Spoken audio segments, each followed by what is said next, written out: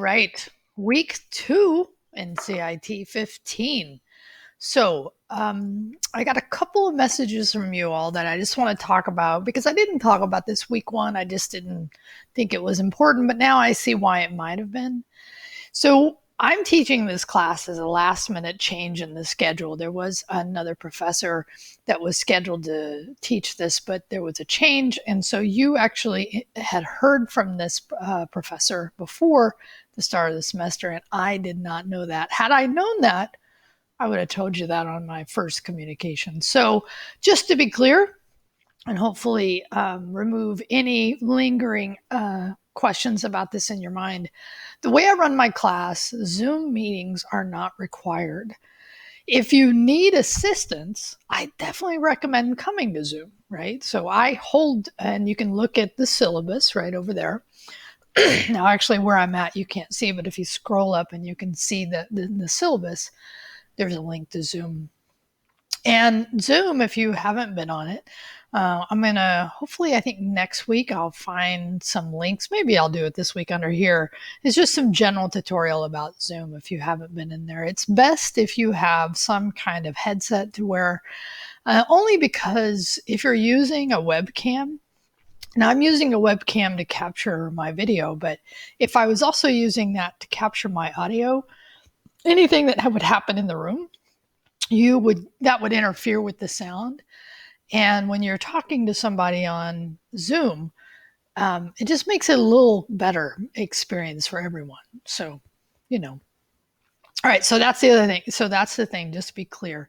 I don't require them. I encourage them. And even if, like, I've scheduled them for various times on Monday and it's 1:00, Tuesday it's 2:00, on Wednesday I have 5:30 to 7:30. That's my evening one.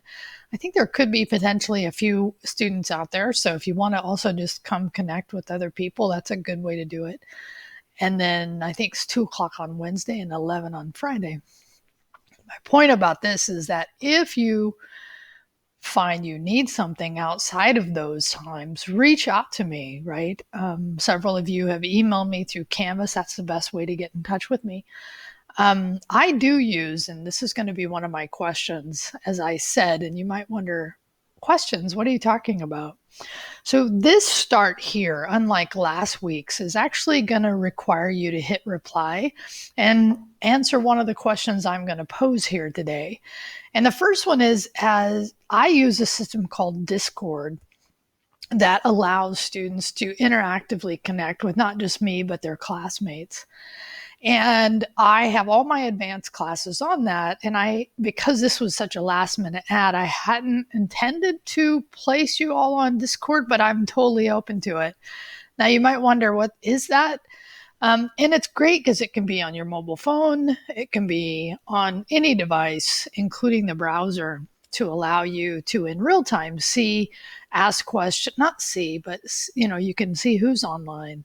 You can ask questions of people that are online. Because here's the reality. This is why I like Discord, is that there are going to be times that you're going to work later than me, right? I'm just not somebody that is typically up late. I'm an early morning gal. So when you're reaching out at that time of night or needing help, I may not be around, but your classmates may be. So just keep that in mind. All right. So by this week, you've either set up or gotten a trial account for the MyIT Lab. And if you have done a trial account and you need to convert that within 14 days, or they do something they used to, I hope they don't, but in case, and regardless, you need to convert it anyway. I think after 14 days, you can't log in and your work may disappear. And I don't know if that's punitive, like the way they've set it up. But here's going to be my general suggestion with the MyIT Lab, is get it from the MyIT Lab site. I had said that in the first week 1 start here, but I'm going to say this, and not as this to the bookstore, but if you get it through the bookstore, you have to jump through a couple of hoops, and it costs you more money. It's $79 if you go directly to the MyIT Lab site, and it has everything that you need in there. It has the ebook. I talked about that. It has the ebooks to help you with the quizzes, and then it has the lab assignments.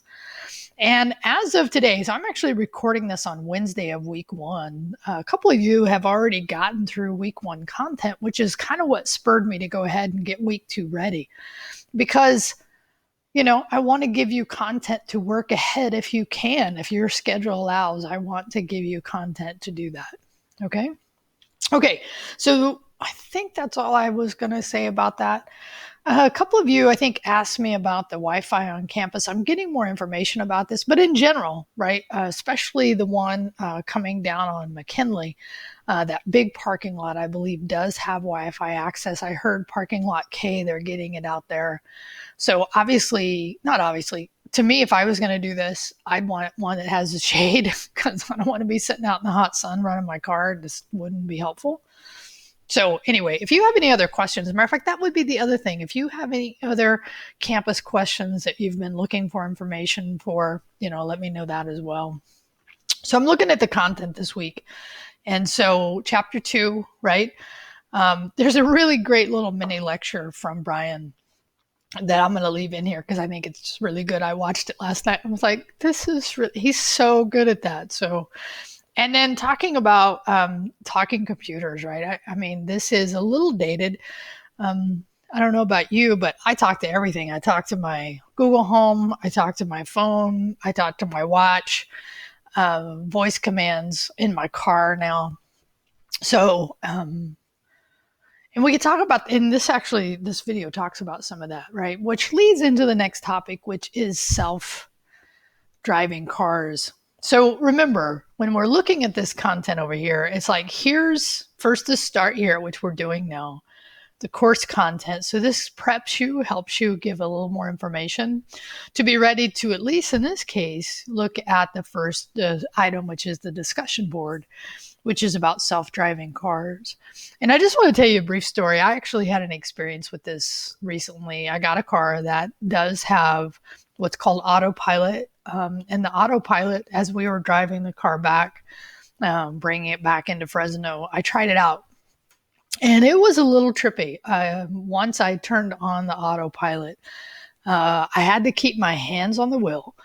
But I wasn't driving the car, both from the steering and from the gas perspective, meaning I wasn't doing anything but holding my hands there. The car wanted to know that I was there, but it made the decisions as far as like I set my speed at a certain speed, but if it came upon somebody, going slower, it would pull back. I didn't buy the package that actually will do a little more high-end stuff, but it was, I guess my point about this is that it was a little trippy. I wasn't ready to trust it, but the more I did it, the more I did trust it. And it was great to be able to allow it to do things.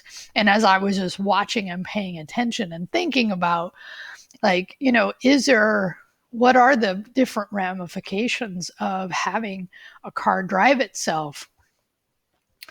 And there are many. I mean, humans are so distracted. As typical, many of the accidents in our world are because people are distracted.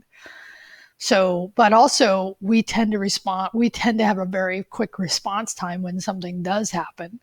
But when we're comparing that against the response time on cars, I think they've still seen that the statistics prove that self-driving cars are going to help decrease fatalities majorly.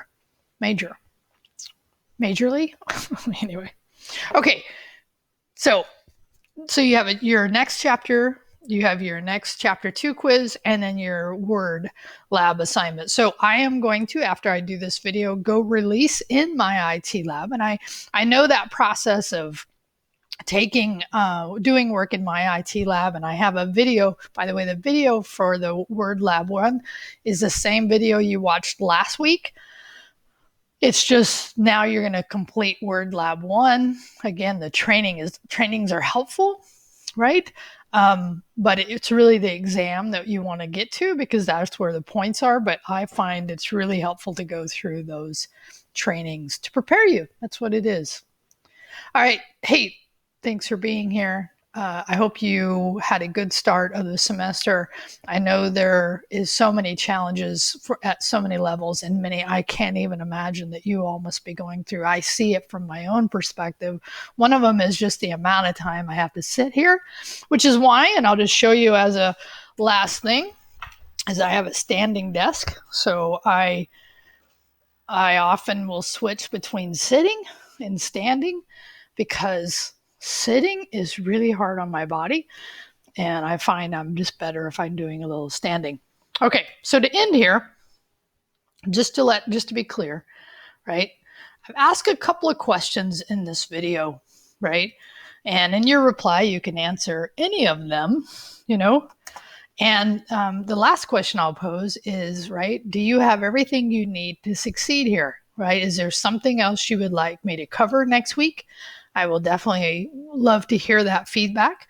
And again, remember, this actually is 1 point, but it is not a graded point. I don't think attendance should be graded. It's really just seeing it. It's like coming into class, are you there? But I'm trying to make this a little better by making it interactive. You could also ask some questions here if you have some questions of anything that from last week or coming into this week. All right, glad you're here, and I will talk to you soon.